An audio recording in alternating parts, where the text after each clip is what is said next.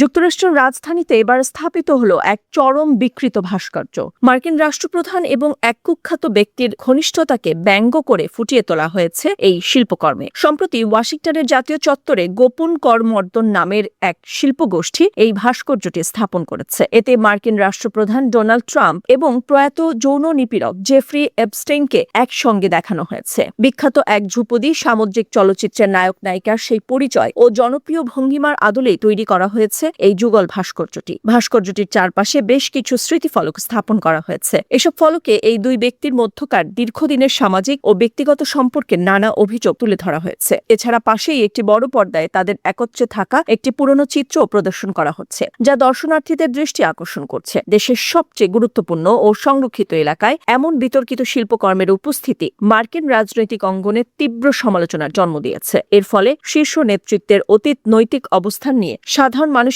মাঝে নতুন করে বিতর্কের সৃষ্টি হয়েছে। প্রশাসনের নাকের ডগায় স্থাপিত এই ভাস্কর্যটি সরাতে শেষ পর্যন্ত কী ধরনের আনুষ্ঠানিক পদক্ষেপ নেওয়া হয় সেটি এখন দেখার বিষয়।